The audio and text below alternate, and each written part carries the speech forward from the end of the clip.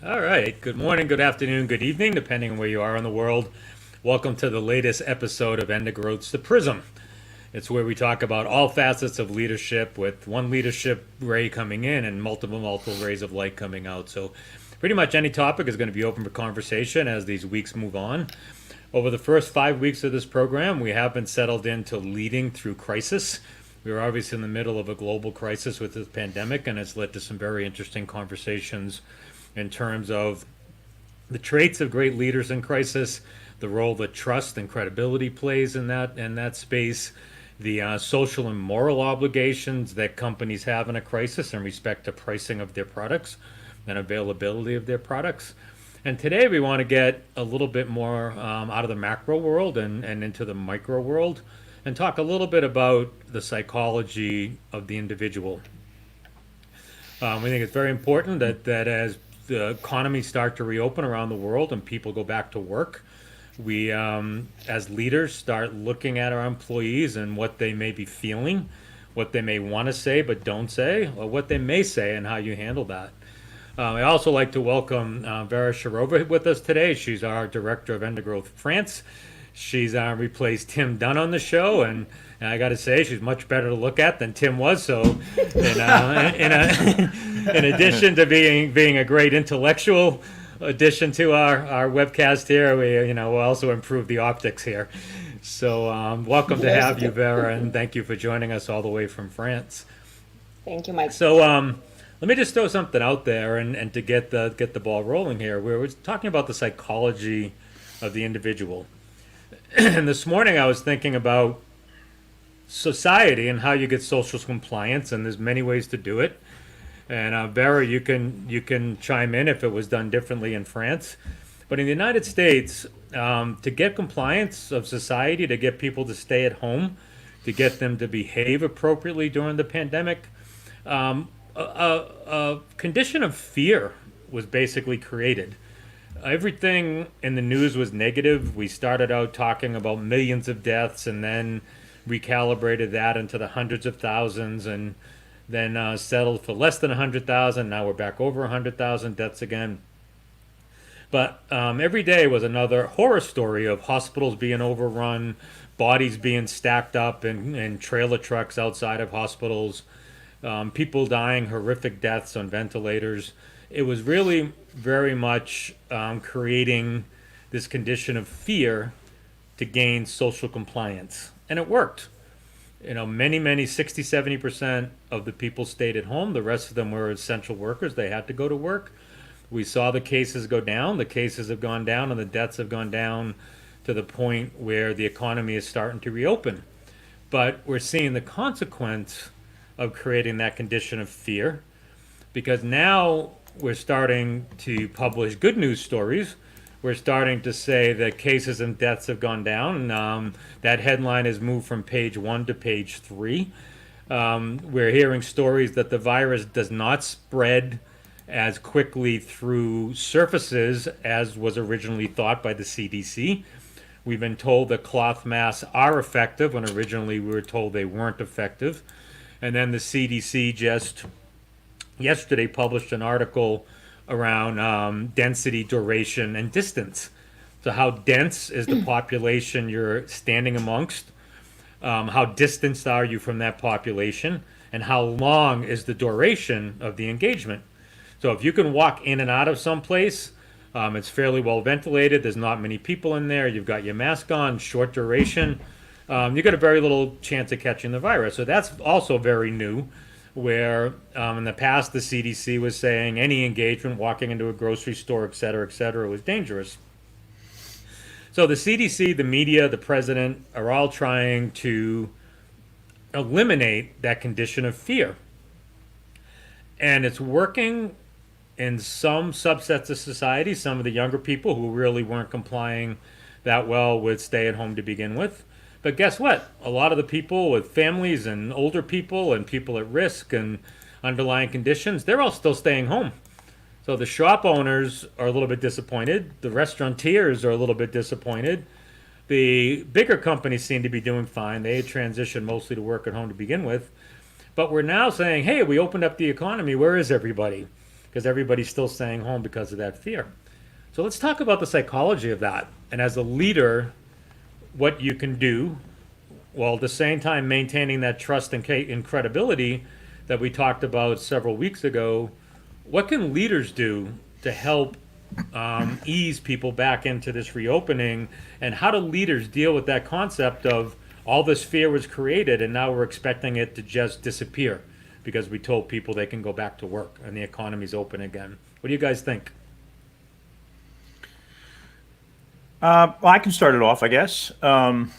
I just literally, I'm doing a podcast also, and I just had a podcast with this amazing person from Zurich this morning.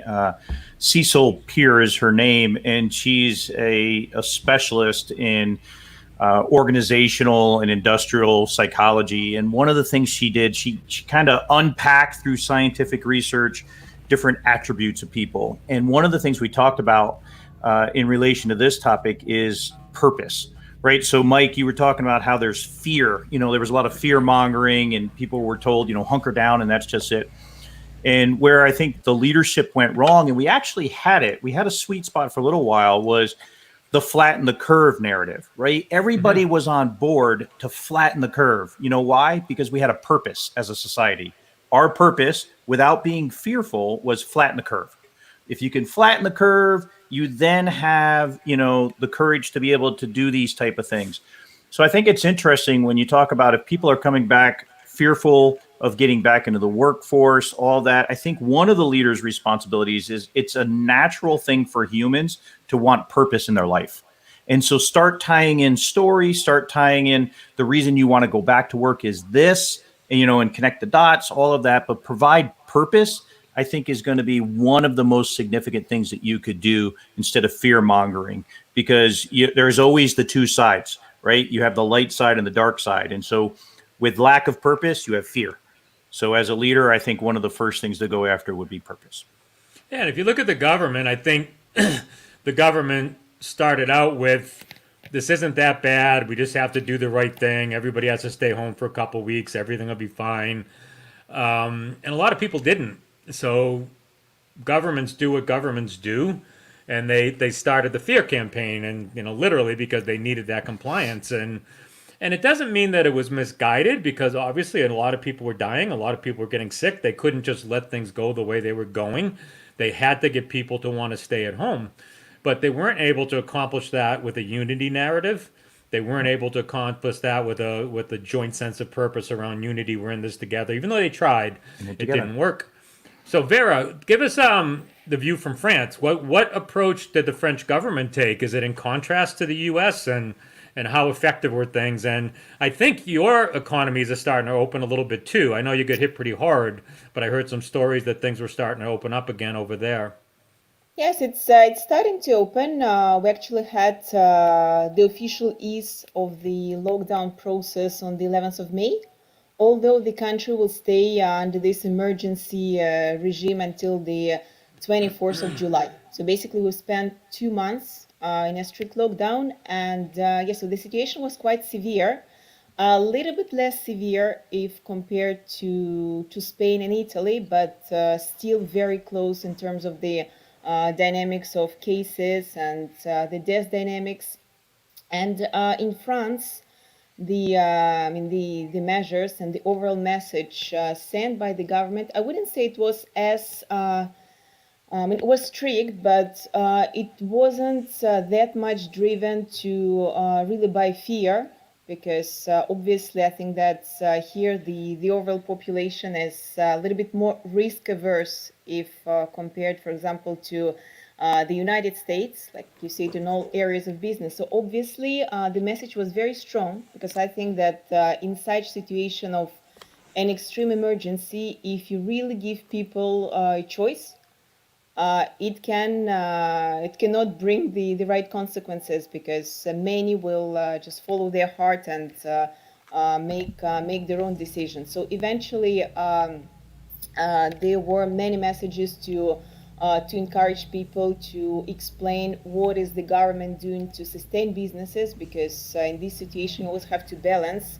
between the health concerns and then the economic concerns, because the European economy in general, it was not that prosperous, I would say, in the last couple of years, and even before the COVID crisis. I think that during the last 1.5 years, across many sectors, we have heard messages that there will be another crisis, there will be another economic downturn, but no one knew which kind of a crisis that would be, because we have all learned from the experience of 2008, 2009, and some they were predicting the bank crisis, some speaking about the real estate crisis, but no one could ever imagine that it would actually be related to the pandemic, which in terms of crisis management, it cannot be approached the same way it was approached during the world global crisis of 2008, because there is a fundamental shift in all areas of economy, in all areas of social life,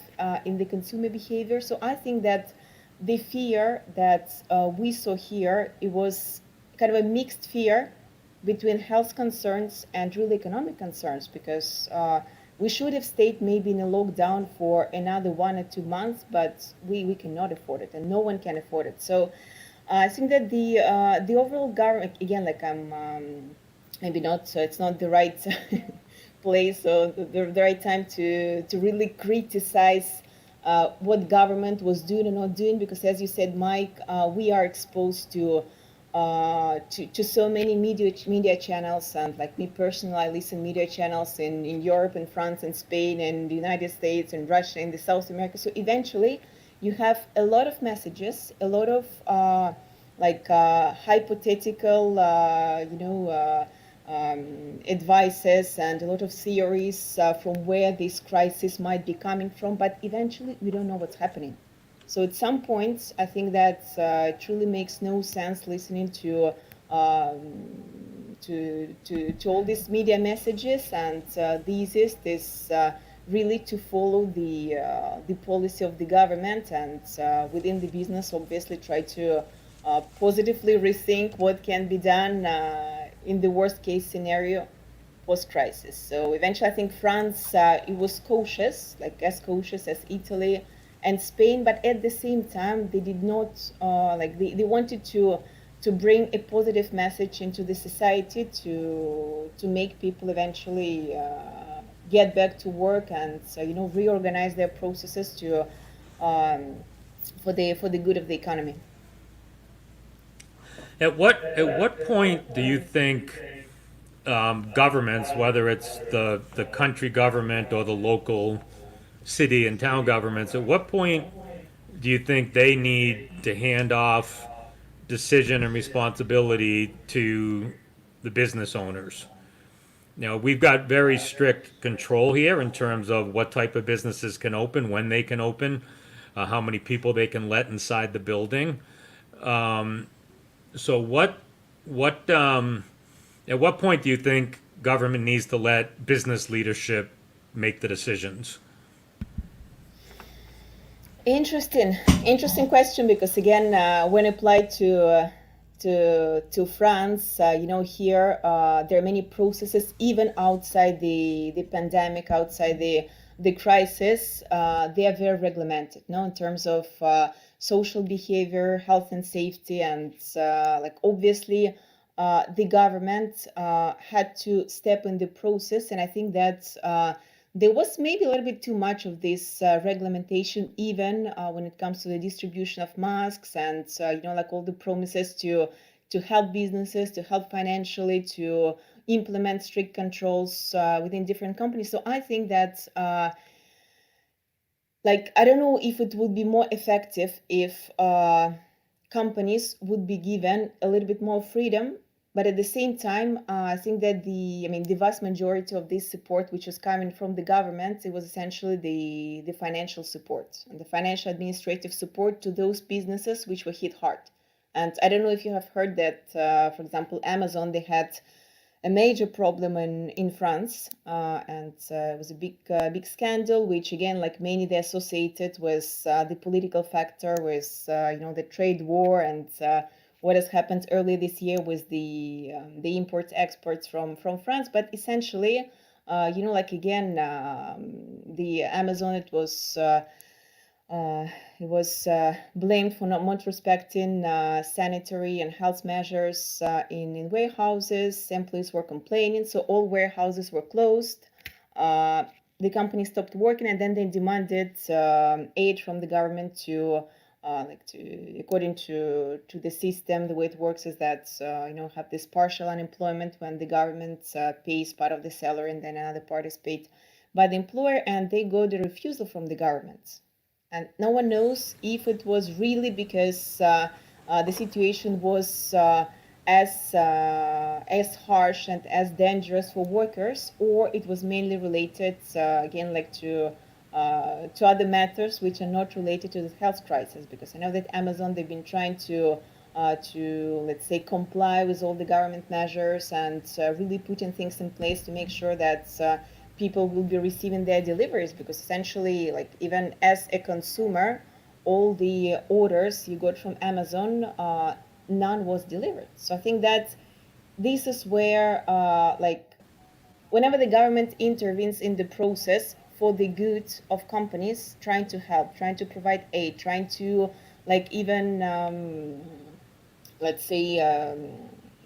implement some health and safety controls, but as long as it's not linked to other unrelated political issues related to international trade or political relationship with countries, it's fine. I don't think until what point we can judge, because again, there's so much we don't know that we cannot hypothetically say which approach would work better or would work worse. Mm-hmm. Interesting. And the reason I asked the question is, like I alluded to earlier, we've talked about leadership, trust, and credibility as a big part of leading through a crisis. Excuse me. And as workers come back to work, and you're talking about the psychology of your workforce and needing them to feel good about walking through that door of that building, do you trust, as the worker, do you trust the government more, or do you trust your leadership more?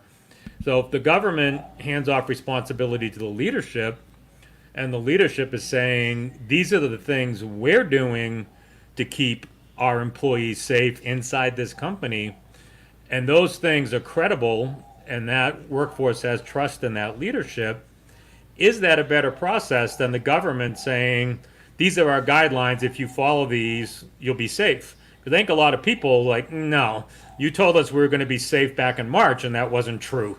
So why should I believe you now? So what do you think about that, Joe? I just saw you kind of nodding your head a little bit. What do you think about that concept? I mean, I think you make a good point there. I think the leadership in government has changed their recommendations back when they flip-flopped so much. It's been like a seesaw. And I think, to your point, I would prefer to take more direction from the leadership of the organization, because they're more in tune with what's going on with that company, the safety protocols in that company. And I think right now, I don't think there's anybody who's been 100% accurate with their predictions, whether or not it be, mask or safe, mask or unsafe. We shouldn't wear a mask because it won't help anything. Now everyone needs to wear a mask. I just think we're at a point in time where the collateral damage has been so bad from the lockdown and the perpetuation of this lockdown that I think it's just time to trust your leadership, hopefully, of your organization, and get back to business as quickly as possible. Get back to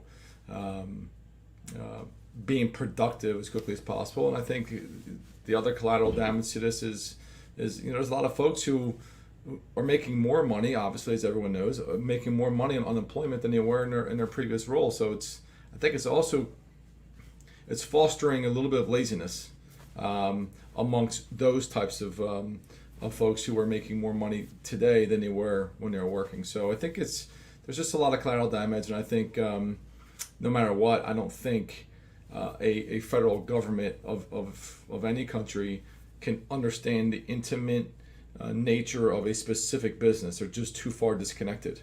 But at the same time, I also would say this is a very difficult tightrope to walk for anybody. So I Yeah, don't know if it's that's right or wrong. it's a great point. I can give you a really simple example though. My son's girlfriend, she is works at a hair salon, and she got laid off when this happened. So the hair salon she worked at was one of those traditional privately owned salons with 3 or 4 chairs in there, spaced a few feet apart, and there was a waiting area, and it was full of people all day long getting color and perms and whatever. But she got laid off, and it literally scared her to death to think of having to go back to work in that type of environment, particularly a number of hours she would work and how close everything was together. Now, when the salon reopened this week, she lost her unemployment because her job was available again. So the extended unemployment wasn't going to help her staying home and trying to make more. So she went and got a job at Great Cuts, which is a franchise here, Vera, that they're like all into the shopping malls and things like that. She got a job at Great Cuts, and the reason she accepted it is Great Cuts showed her, the manager of the store, showed her everything they were going to do to keep the employees safe. And they were only going to allow 4 people into the salon at any given time, no waiting area. They were going to occupy 4 out of the 8 chairs, so every other chair. The client would have to take the plastic apron and put it around themselves and take it off. The hairdresser was not allowed to touch that at all. The hairdresser would wear a mask and goggles, and they'd do one-use clippers, and then they'd have to go get put into a sanitizing machine. And then the client had to wear a mask no matter what. And they weren't allowed to do any coloring or any blow drying. So the idea was to get people in and out of there in about 10 to 15 minutes and give them a quick cut. She felt safe, and she trusted the manager of that store, and she felt like there was credibility in everything that manager was saying, that they were going to go above and beyond to keep the customer safe as well as the employee, where she did not feel that in the place she had worked at for 5 years. So a big difference in two different approaches. Yep. Jim, any comments on that? I was reflecting on as soon as Joe was talking about this too. I think one of the leadership lessons out of this is, as a leader, the time to sow trust is way before a crisis, right? If you want your people to look you in the eye and believe in you and do that, you've had to have built that sense of trust way before this has happened, right? So if you were a shady leader before this, you think your people are going to come back now? No way. No chance. So, this is just a continuing reflection day to day on how we should live our lives as leaders and followers and coaches and mentors and all those kind of things. Start seeding, sowing those seeds now so that they pay off when you need them. So I think that's incredibly important. And I would also argue that goes the same for organizations. Was your organization, with a sense of trust? Was it a high trust organization? Do you value what, people used to laugh off core values. People used to laugh off how a company is positioned in the marketplace. But I think everybody has a sense of what right looks like. And if you look at your Great Clips example, right, this is a franchise that has been around for a while. They were very transparent in how they were going to do things. And guess what? Now they got a valued employee coming in. So I think everybody takes lessons from the personal leader to the organization. You better know what right looks like and start doing it at all times, because you don't have trust, you've got nothing in today's world.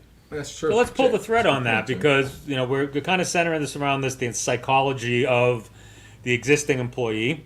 We've transitioned a little bit into even new employees coming in the door, and we know that established company, established organization, we've already said it's critical that the leader of that organization has credibility and trust going in. But now let's talk about the psychology of that employee that's fear-based. We know it's fear-based for the most part. They're afraid to get sick. They're afraid to make anybody in their family sick. We all know the dynamics of this virus. But now we've got all these industries that are adapting, and they're all hiring in different ways. In the U.S., Vera, we have a company called Instacart. They do shopping at grocery stores for you, so you don't have to go out and pick out your own groceries. So people that are at risk, older people with underlying conditions, they can do an Instacart order, and a private shopper goes to the store, and they They text you back and forth on the phone. They can substitute items if the store doesn't have what you're looking for, and they drop it off on your front door and they leave. You never even open the door till they're gone. So it's very, very convenient way to get groceries if you're somebody that still has to stay at home effectively. But Instacart had to hire 100,000 people because of the virus. They need to go out and instantly try to get 100,000 people hired. So you're the leadership of Instacart. You have your existing workforce. Maybe it's stable. Maybe people are thriving, so you can use them as an example. But you've got to convince 100,000 people to come in and walk through grocery stores and go shopping when everything you've read in the newspapers said that's dangerous. So, as a leader, what do you do in that case? Because these people don't know you. So how do you start to create trust with somebody you just met? How do you create credibility with somebody you just met? Does it go back to the narrative, Jim? How do you work that psychology? I just think it is. We've talked in past episodes about controlling the narrative, about being able to paint that story. And, when I was saying there's these behavior insights that everybody kind of genetically has, and we talked about purpose and all of that stuff, there's a lot of other things too. And one of it's compassion. Everybody has a sense of compassion. No one is born cold-hearted or anything like that. We are a compassionate species of people. So I think you have to do that too. When you paint this narrative and you're given the purpose and you're showing them what right looks like and you're building trust, do it with compassion. Do it with understanding, like, hey, you have the right to feel fearful. You have the right to be hesitant. We have, all of those kind of things. And the compassion side, if you look at like Instacart, I think that's something to where it goes back to like the World War II scenario where everybody chips in and, puts their cans away and recycles rubber and all of those things that they did in World War II.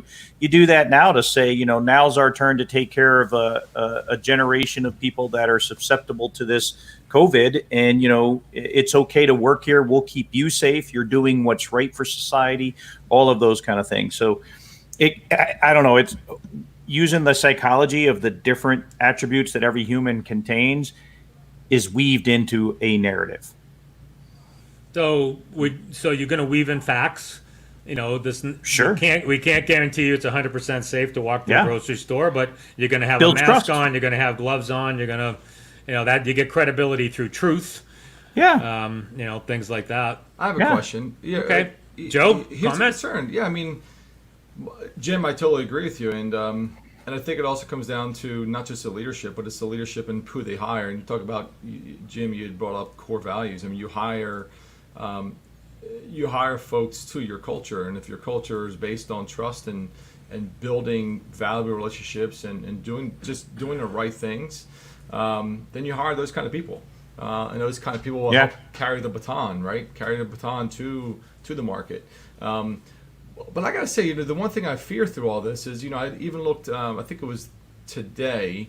I saw on one of the channels that that Topgolf. I don't know if you guys are familiar with Topgolf at all, but Topgolf, the CEO was on. They were talking about how he was rearranging some of their facilities, and it's not just Topgolf. It's the local hardware stores, whatever, but with these plastic dividers everywhere.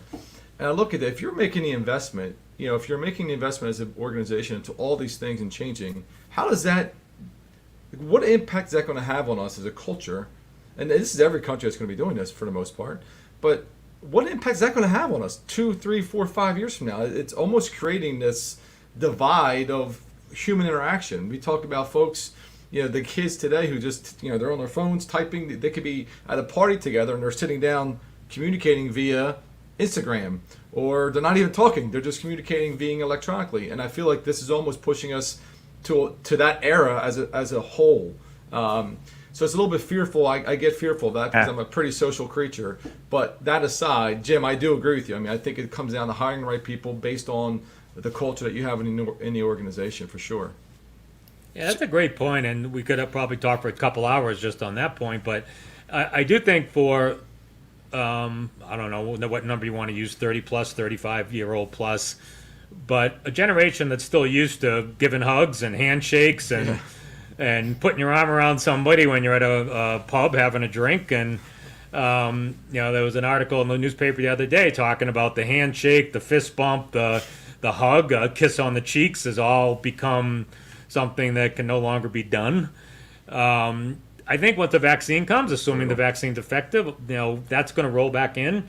But I also think that the younger generation does adapt to that a little bit more quickly because they are used to sitting on the couch and chatting with their friend who's across the street rather than walking across the street and going to see them in person. So it is a little bit different, but the effects of society are I think are going to be longer term. And you also gave me an idea for one of our next shows around adaptation and innovation and best practices, because a lot of businesses are starting to kick those in. And Great point. I don't think the media is spending enough time talking about that. But so Vera, a little bit about France. You've heard our view on where we think the workers' mental space is going to be going back to work, trusting leadership versus trusting government. How do you think that's going to work in Europe? Is the workers' mentality a little bit different than in the U.S.? Well, look, it definitely is. And even within Europe, I think that the beauty of the job market in Europe is that you have very visible cultural changes in mentalities and the way of work and the way to even understand your purpose on work between even different European countries. No, it's not the same in France compared to Spain, and not the same in France compared to the UK. So I think that initially the market it was not homogeneous. And what is true is that talking about France, as I mentioned before, is it's a social country. So obviously, I think that rates of and I don't want to by no means I would like to really give negative comments, but it's just in general. And for me, as someone who's coming from outside France, and I've lived also in other different countries and emerging countries and Spain and in South America. So eventually, I think that levels of risk aversion, they are relatively higher compared to the US. Resilience depends, but I think that it's just that people here in most of the cases, and this is something good, they are used to really having their comfort zone, and they're used to being covered in terms of social guarantees, and really having an idea of their foreseeable future for the next 10, 15 years now. Because here the common question 10 years ago during job interviews was, okay, so how do you see yourself in 10 years? And it's true that France as a country, especially when we speak about the corporate segments, you can find many brilliant professionals who are very, very specialized. So it's a culture of really developing specialists, people who know their area, and they build their careers, most of the cases, in a specific industry, in a specific function. And then all of a sudden they have a crisis because they realize that they want to change, they want to make a shift, they want to innovate. And they can't do it because the system is not created for this kind of diversified experiences and transversal professionals who have a very generalist point of view. And I think that now what is happening is really an opportunity for leaders and for companies to try to implement these transformation models for really to change the skill set within the organization, because it has to be changed. And as I mentioned before, right now with this crisis, what makes it unique is that many companies will have to reconsider the entire value chain.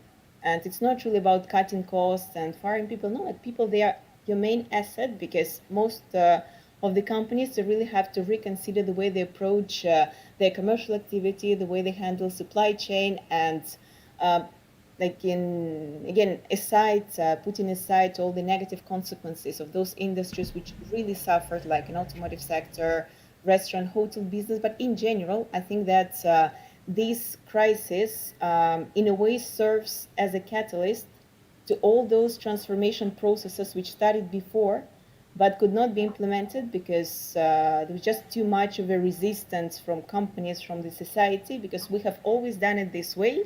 And obviously, within a large corporation, it's really hard to like even implement, digital transformation and diversification into other sectors. So I think people, of course, they all differ. And as you mentioned before, it's very closely linked to psychological profiles and soft skills of each specific leader, each specific employee. And you saw it even speaking to people during the confinement when some were having an extremely good time and creating, like really appreciating having extra time to create something new, to generate some new ideas, enjoying time with the family. And others, they were completely anxious and like they didn't really know what to do. So I think what is important for companies now in this situation is to really focus on this reassessment of skills and competences of the existing teams to see how can they be adapted to this new reality and how can they be adapted to this new value chain that will have to be recreated. So I think it's a kind of a global trend. It's not something which is inherent in France. And I don't think we'll see much of a movement until September, October 2020, because right now it's really about emergency measures and it's really about trying to save companies, trying to restructure cash flows, trying to, let's say, get, if necessary, some aid from the government just to save the operation activity. But successful companies and companies driven by leadership, by innovation, and those that would like to progress in this crisis and maybe the next one, we don't know, which will come, and hopefully not, but excellent points. And we actually see companies in the U.S. that we're not a patient society, and as soon as they started talking about reopening, we already see companies that are transforming and reinventing. And just over the last couple of weeks at End of Growth, we've had an incredible amount of people contact us about acquiring new talent. They want to acquire talent that's slightly different or maybe even radically different in terms of how they're going to run their business going forward. They may be looking for skills that they didn't need post-crisis that they need today. So we've just seen literally the phone and the internet virtually ringing off the hook with people giving us inquiries about getting new corporate officers that have different skill sets, getting new vice presidents, directors, et cetera, that can literally help these companies transform to whatever this new normal is going to be. So in the U.S., we've started that. We've started that transformation. We've started that chase for talent. Yeah, it's kind of interesting. We've been on this about human-centric leading, and I know it sounds like I'm beating a dead horse on that, but like last year I was actually with Vera in Morocco and on a bit of a world tour, visiting a whole bunch of leaders within the N2 Growth Global Enterprise. And one common theme was back then, as we were getting into the fourth industrial revolution. So as we're moving into this digital transformation, as a very diversified workforce, all of those things, every single leader that I interviewed said that it came down to the human. It came down to, you got to understand the human, humans got to be resilient, all of those kind of things. Now we fast forward to a pandemic and it's the same thing, right? Like we have to embrace and understand about this human dynamic so that we can move forward. And we're seeing that even with, as we start to get into talent management side of the house again, that's what people are wanting, people with these type of soft skills that really are going to go much farther and thrive. And Mike, I'll steal a term that you use quite often, which is survive and then thrive. It's a very interesting conversation I had this morning. I was bringing up with Cecil that kind of getting out of the term of resiliency, which is one of my favorite terms in preaching about resiliency, and just talking about thriving. That you can still say, mental, physical, social, spiritual pillars of resilience allow you to thrive. And that's what we need to do in today's world. Whether we're hunkered down and fearful or we're ready to enter the workspace again, it's that thrive mentality that's going to get us through it. And the type of leaders that we should be hiring for in the future.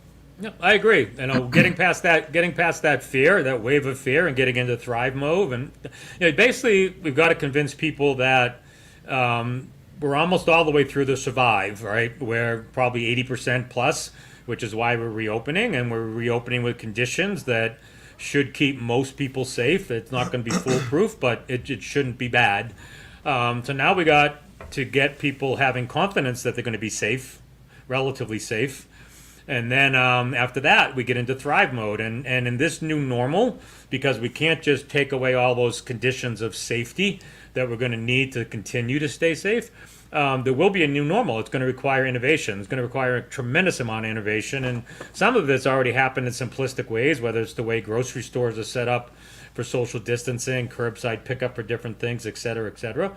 But I think we're only literally at the very tip of innovation when it comes to what we're going to do for this virus, because we're not only doing this for this particular virus, we're doing it for the next one. Yep. You know, maybe the next one's 10 years from now, but we need to learn from this and we need to put all those things in play. So I think innovation it's something that the world and even America in particular does best. And I think we're going to see some incredible things happen over the next 6 months. I think Vera brings up a good point too about being very careful about so many people spending their lives specializing in something, just being, I'm a specialist in this, and you box yourself in. I think if, for anybody that's listening right now, one of the big takeaways, no matter where you are in life, and even if you're concentrating on being a subject matter expert, is still diversify your own thoughts. Make sure that you take the blinders off and learn about other things that aren't just your specialty, because when these type of things happen, and Mike, when you're like, whatever the next thing is around the corner, you've got to be able to have enough diversity in your head on how you're not afraid to take the blinders off and think out of the box, change things, and not just be set in your ways. And I think that should be a big takeaway for everybody. Yeah, great takeaway. So let's wrap this up from the employee's perspective again. So we talk a lot about leadership, what leadership can do, what we can do as countries, as organizations, etc. So now you're the employee who's thinking about going back to work. You got the phone call saying your business is back open and they need you.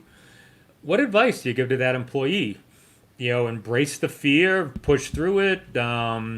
What should that employee be asking in terms of questions of their leadership? What do they need to do to go from survive mode, which probably has an element of fear wrapper around it, to a thrive mode where they're going back and trying to earn money for their family and they can feel good about it? What advice do you give to that average worker? Oh boy, that's a tough one. That's a tough one because I'll chime in on this one. So I know Vera, you're about to say something. I apologize. No worries. But this is a really tough one, Mike, and I got to say this because my thought around this is because there's been so much scare tactics, there's been so much fear instilled in folks. I don't know that there is anything you can say that's going to convince anybody that tomorrow it's okay. In other words, it's just, as I think Jim was saying it, you're hearing different, or actually it was Vera. Vera, you were saying earlier, different news programs from different countries are saying different things, and you're trying to process all this information. Holy smokes, which one do I believe? Which one don't I believe? Just to say, hey folks, it's ready, time to come back, it's safe. They're going to weigh that against what they're hearing elsewhere. And again, I don't know who made this point, but I think at some point it just has to be the truth of the matter, which is if you have comorbidities, don't come back to work yet.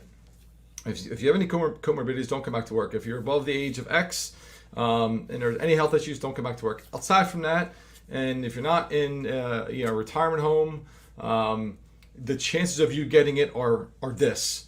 So everybody just needs to get back to work.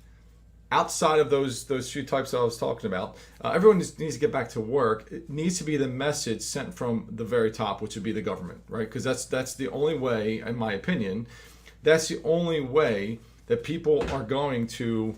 I don't want to say blind faith, leap into this, but I think it's the only way that the folks will jump back in without just taking the word of their leader. I just don't see it. And I can't even see it even with that. I don't know that there's going to be a switch that you can flick that's going to make everyone jump on board with it's time. I will say this, and first and foremost, I should have said this in the very beginning. I want to thank everybody and everybody who's ever fought for this country, for this past Memorial Day. I thought it was a great Memorial Day.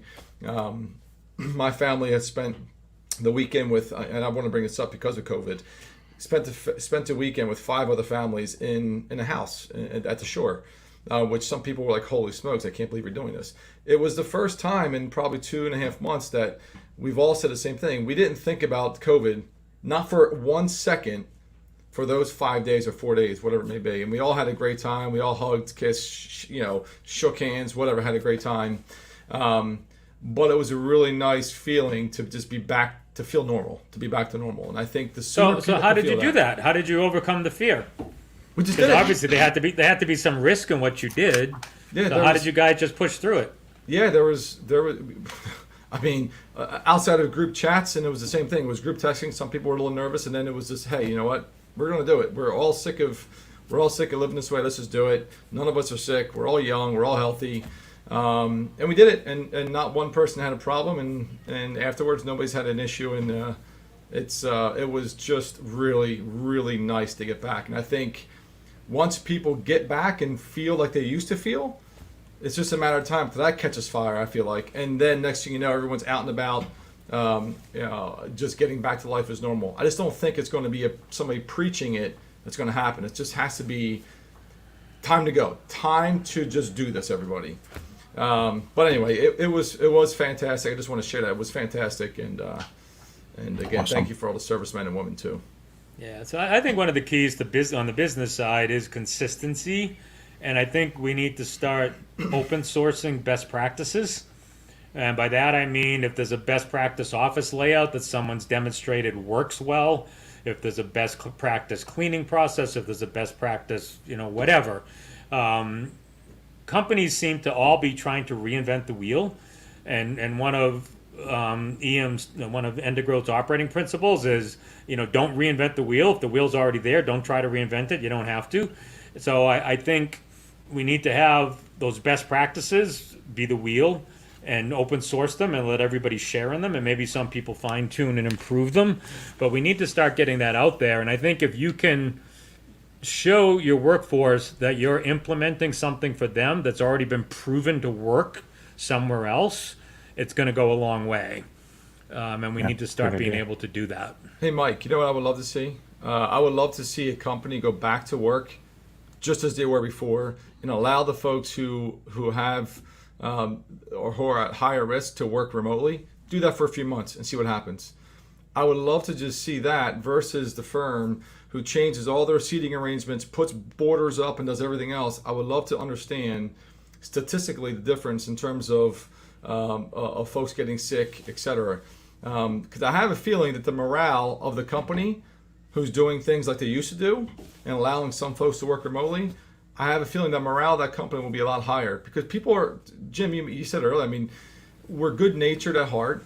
People want to social, they want to be social, they want to interact. And I think putting dividers makes you, kind of hurts. I think it hurts the morale a little bit, and I think it will. I do too, but I think the morale only stays up until the first person comes in with COVID and then 30 people get sick in that office. And even with the meatpacking plants in the U.S., they've tried all kinds of stuff, and they said people are still getting sick. They're just too close together. Church services, somebody goes in and 140 people are exposed, and potentially, 10, 20 of those get sick. And so I think it's a short-term high right now to do that. I totally understand why you're saying you'd love to see it, but I don't think science supports it just yet. But anyway, we're running out of time here, and I want to give Vera a chance for some final words. Any other comments, Vera, before we sign off? Right, so I have a comment it's more related maybe to the leadership perspective than the employee perspective, is that, again, coming back to the topic that we all are different and we all have different psychological profiles. I think that one of the key points organizations have to learn is to really give flexibility to their employees to choose whether they would like to get back to office or work from home when it's possible. I'm not obviously talking about some specific industries where you have to be on the site, like construction, like service industries, but essentially I think that it's almost like a mirror. So it's a situation where you don't even have to do an assessment, which can be like a professional assessment of your employees, because these critical situations, they showcase some very characteristics and some key features of each employee. So I think at this situation, especially that we don't yet know when the vaccine will come and how the situation will evolve in the coming months, if possible, give people flexibility. Because when they did, I think it was Fortune that did this research, just asking people how was the experience staying confined, and were they more or less productive. So I mean, the balance is maybe 60-40. Then you have to take into account whether you have kids or you don't have kids, but essentially it really comes down to each individual's personality. So I think that the strategic reflection of leaders that get back to work after they when they can get back to work, so they have to start with the strategy, and their strategy has to be based on, as I said before, adapting their value chain to individual skills and behaviors of all the employees, because in one way or another, things have to be restructured. So those people that would like to be more exposed, that miss social interaction, they are eager to get back to work. And like I've heard from, for example, many people here in France is that I don't want to stay in, I'm ready to have this COVID once in a lifetime and then stay calm. And then there are some other people that they are afraid, they have to stay in because they have kids, they have grandparents. So let them stay in and let them work, because essentially with all this transformation going around, there's one positive message that we can also send to the employees, is that it can be your time to shine in this situation now, because critical situations, they allow companies step away from their strategies, from strategic plans, from detailed reports to shareholders. No, you really have to react to bring some short-term results. So maybe it's your time to think and reflect on a project which will maybe not will not be revolutionary for the industry or for the company, but at least you will show your skills that you haven't had any chance to show in normal circumstances.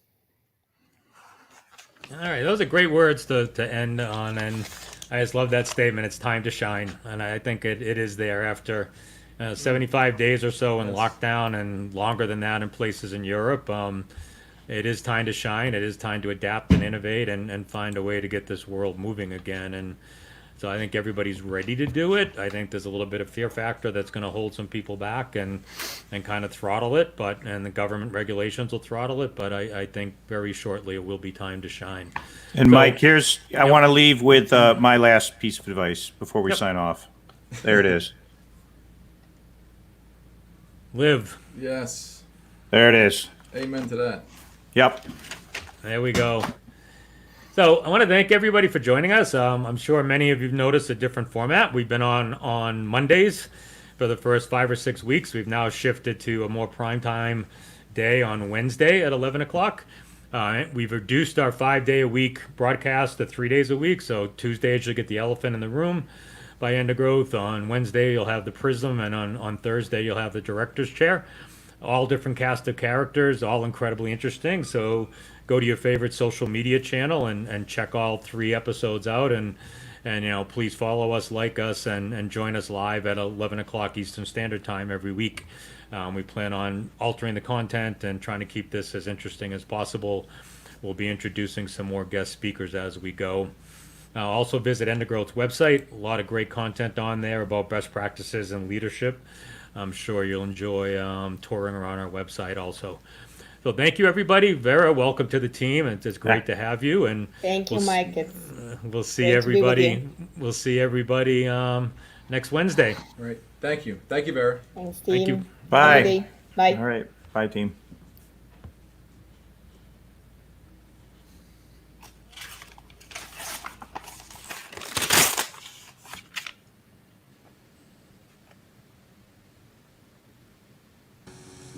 Okay. We're still live. Curtis, we're still live, Curtis. Shut it off.